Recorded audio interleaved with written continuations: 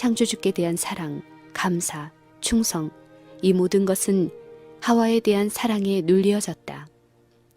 그 여자는 아담 자신의 한 부분이었다. 그러므로 그는 이별한다는 생각만 해도 견딜 수 없었다. 그는 땅의 진토에서 자기를 활력 있고 아름다운 모습으로 창조하시고 그를 사랑하사 그에게 반려자를 주신 그 같은 무한하신 능력자에게 그 여자 대신 다른 반려자를 주실 수 있다는 것을 깨닫지 못하였다. 그는 그 여자와 운명을 같이 하기로 결심하였다. 그 여자가 죽어야 한다면 그도 그 여자와 함께 죽을 것이었다. 결국 현명한 뱀의 말이 참일 수도 있지 않을까라고 그는 추론하였다. 하와는 불순종의 행위를 하기 전과 같이 아름답고 표면상으로 무죄한 것처럼 그의 앞에 있었다. 그 여자는 전보다 더 큰 사랑을 그에게 표시하였다. 그 여자에게 아무런 죽음의 징후도 나타나지 않는 것을 보고 그는 담대히 그 결과를 무릅쓰려고 결심하였다. 그는 그 과실을 쥐고 급히 먹었다.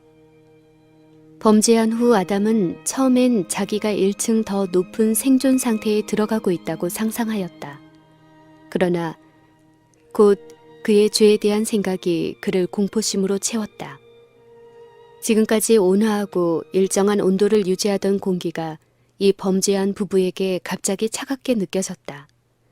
그들이 누려왔던 사랑과 평화는 사라지고 그 대신 그들은 죄에 대한 의식, 장래에 대한 공포, 영혼의 벌거벗음을 느꼈다.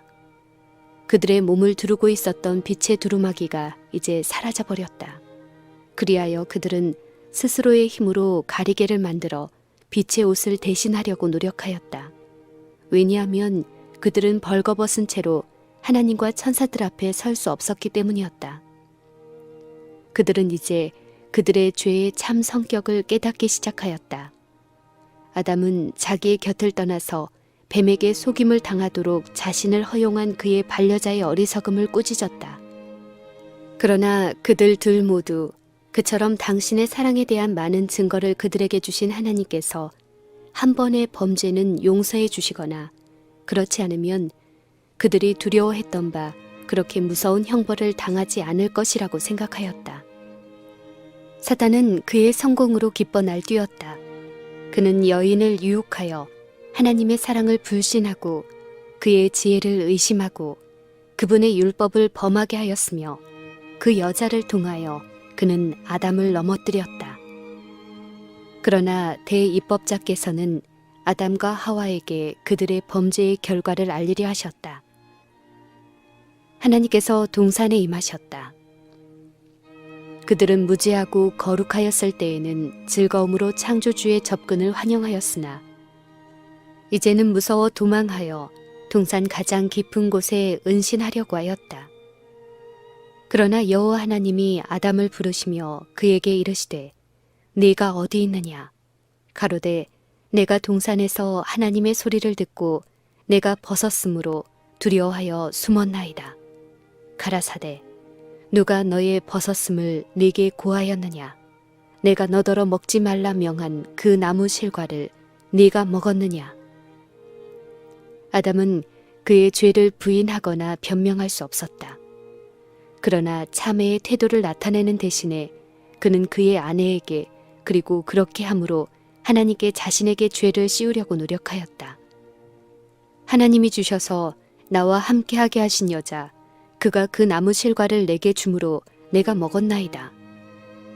하와에 대한 사랑에서 고의로 하나님의 승인과 낙원에 있는 자기의 집과 영원한 기쁨의 생활을 포기하기로 선택했었던 그는 범죄한 지금에는 그의 아내와 심지어 창조주 자신에게까지 범죄의 책임을 씌우려고 하였다. 죄악의 세력은 그처럼 무서운 것이다.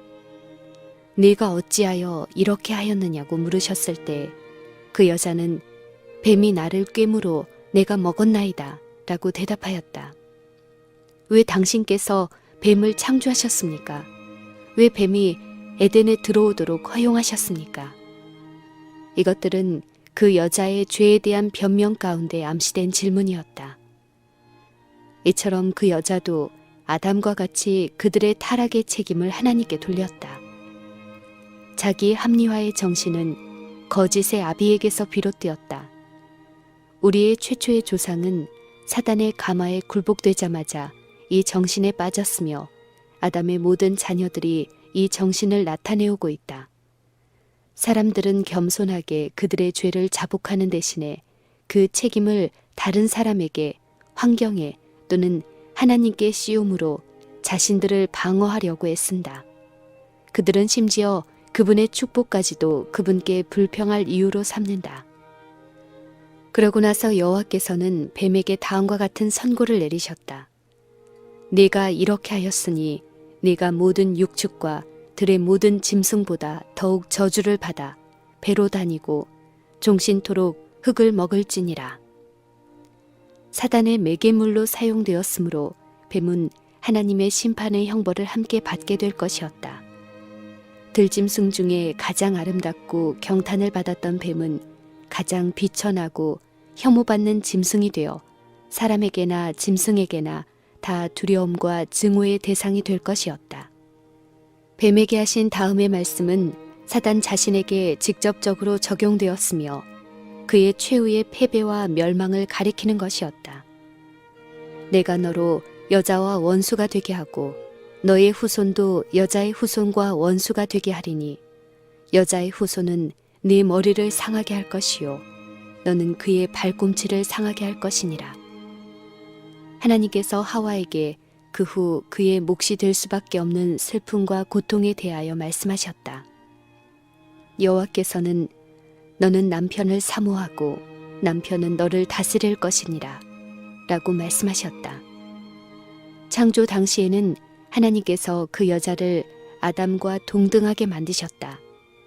그들이 하나님께 대한 순종을 유지했었더라면, 그분의 위대한 사랑의 율법에 조화되었었더라면 그들은 항상 서로 조화되었을 것이다. 그러나 죄는 불화를 가져왔으며 이제는 어느 한쪽이 다른 쪽에 복종함으로만 그들의 연합이 유지되며 조화가 보존될 수 있게 되었다. 하와는 최초의 범죄자였으며 하나님의 지시를 거스리고 그의 반려자와 떨어짐으로 유혹에 빠졌다. 아담이 범죄한 것이 그 여자의 권유에 의하였으므로 이제 그는 남편에게 복종하는 위치에 놓였다. 하나님의 율법 가운데 명하신 원칙들을 타락한 인류가 지켰더라면 죄의 결과로 생긴 것이긴 하지만 이 선고는 그들에게 축복임이 입증되었을 것이다. 그러나 이와 같이 하여 남자에게 주어진 주권의 남용은 너무도 자주 여자의 운명을 비참하게 만들고 여자의 생활을 무거운 짐으로 만들어 놓았다. 하와가 에덴의 가정에서 그의 남편 곁에 있을 때 완전히 행복하였었다. 그러나 그 여자는 침착하지 못한 현대의 하와들처럼 하나님께서 자기에게 할당하신 것보다도 더 높은 지위에 올라가려는 희망으로 치켜 세움을 입었다. 그 여자는 본래의 지위 이상으로 높이 오르려다가 훨씬 더 아래로 떨어졌다. 하나님의 계획에 따라 그들의 생활의 의무들을 기쁨으로 감당하기를 꺼리는 자들에게는 모두 같은 결과가 이를 것이다. 그분께서 그들에게 적합하게 하시지 않은 지위를 얻으려고 노력하는 가운데 많은 사람들은 그들이 다른 사람들에게 복을 끼치는 자가 될 수도 있는 자리를 비워두고 있다. 보다 높은 지위를 얻으려는 욕망으로 참 여자다운 존엄성과 고상한 품성을 희생하고 하늘이 그들에게 지정해준 바로 그 일은 하지 않은 채 방치해두는 자들이 많다. 여호와께서 아담에게 다음과 같이 선언하셨다. 네가 네 아내의 말을 듣고 내가 너더러 먹지 말라 한 나무 실과를 먹었은즉 땅은 너로 인하여 저주를 받고 너는 종신토록 수고하여야 그 소산을 먹으리라. 땅이 내게 가시덤불과 엉겅퀴를 낼 것이라. 너희 먹을 것은 밭의 채소인즉 네가 얼굴에 땀을 흘려야 식물을 먹고 필경은 흙으로 돌아가리니 그 속에서 네가 취함을 입었음이라. 너는 흙이니 흙으로 돌아갈 것이니라. 무죄한 부부가 악에 대하여 조금이라도 아는 것은 하나님의 뜻이 아니었다. 그분은 그들에게 선한 것을 풍부하게 주시고 악한 것은 주시지 않으셨다. 그러나 그들은 그분의 명령을 거스리고 금단의 나무 실과를 먹었으며 이제 그들은 평생 동안 그것을 계속 먹을 것이다. 즉, 악에 대한 지식을 가지게 될 것이다.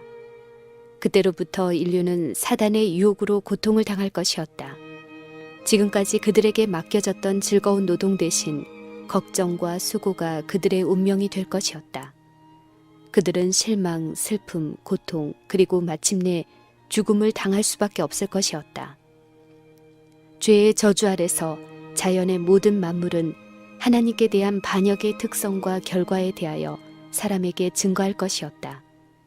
하나님께서는 사람을 만드실 때에 그를 땅과 그 가운데 있는 모든 생물을 다스릴 통치자로 창조하셨다. 아담이 하늘의 충성을 유지한 동안에는 천연계의 만물이 그에게 복종하였다. 그러나 그가 하나님의 율법에 반역하였을 때 하등의 피조물들이 그의 다스림에 반기를 들었다. 이렇게 하여 여호와께서는 당신의 크신 자비 가운데 당신의 율법의 신성성을 사람들에게 보여주시고 그들 자신의 경험을 통하여 가장 사소한 정도라도 그것을 도외시하면 위험하다는 것을 보여주시고자 하셨다.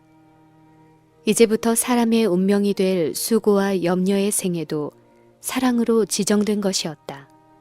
그것은 그의 죄로 말미암아 필요하게 된 훈련으로서 식욕과 정욕의 방종을 억제하고 극기의 습관을 기르기 위한 것이었다. 그것은 죄의 영락과 퇴화로부터 사람을 회복시키려는 하나님의 큰 계획의 일부분이었다.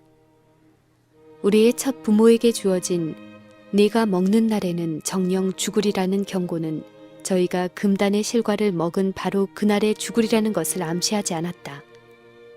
그러나 그날에 취소할 수 없는 선고가 언도될 것이었다. 불사불멸은 순종을 조건으로 그들에게 약속되었으며 범죄한다면 그들은 영생을 잃어버릴 것이었다. 바로 그날 그들은 죽음의 운명에 처하게 될 것이었다. 영원히 생존하려면 사람은 생명나무의 열매를 계속 먹어야 하였다.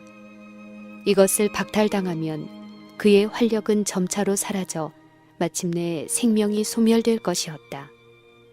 아담과 하와가 불순종함으로 하나님의 불쾌히 여기심을 입게 하는 것이 사단의 계획이었다. 그 다음 그들이 용서를 받지 못할 경우 생명나무 실과를 먹음으로 죄와 비참한 가운데 영원토록 살아가게 하려고 희망하였다. 그러나 사람의 타락 후에 생명나무를 지키도록 즉시 거룩한 천사들이 명령을 받았다. 이 천사들 주위에는 번쩍이는 칼 모양의 광선이 비치었다. 아담의 가족들 중에 한 사람도 생명을 주는 과실을 따먹도록 그 장벽을 통과하는 것이 허용되지 않았다. 그러므로 불사의 죄는 하나도 없다. 우리 첫 부모의 범죄로부터 흘러나온 비애의 조수는 그처럼 작은 죄에 비하여 너무도 무서운 결과라고 생각하는 사람들이 많으며 그들은 사람을 취급하시는 하나님의 지혜와 공의를 비난한다. 그러나 그들이 이 문제를 더욱 깊이 살펴보면 그들의 과오를 깨달을 것이다. 하나님께서 자신의 형상을 따라 죄 없이 사람을 창조하셨다. 지구에는 천사들보다 조금 낮은 존재인 사람들이 거하게 될 것이었다. 그러나 그들의 순종은 시험을 받아야 하였다. 왜냐하면 하나님께서는 세상이 그분의 율법을 무시할 자들로 가득 차게 되기를 허용치 않으실 것이기 때문이었다. 그러나 하나님께서 아담에게 크신 자비를 베푸사 결코 혹독한 시험을 주지 않으셨다. 그리고 금령의 가벼움이 바로 그 죄를 극도로 크게 만들었다. 아담이 가장 작은 시험도 견딜 수 없었다면 그에게 더 큰 책임이 위탁되었을 경우 그는 보다 큰 시련을 견딜 수 없었을 것이다. 아담에게 큰 시험이 지정되었더라면 죄악으로 마음이 기울어지는 자들은 그때에는 이것은 하찮은 문제이다.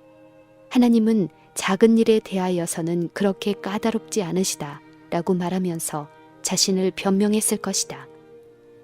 그리고 작은 일이라고 간주되는 일에 있어서 끊임없이 범죄가 계속될 것이며 그것은 사람들 사이에서 비난도 받지 않고 묵인되었을 것이다.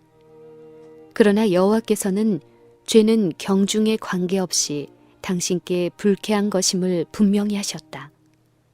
하와에게는 금단의 나무 실과를 맛봄으로 하나님께 불순종하고 그의 남편 또한 범죄하도록 유혹한 것이 작은 일처럼 보였다. 그러나 그들의 죄는 비애의 수문들을 세계로 열어놓았다.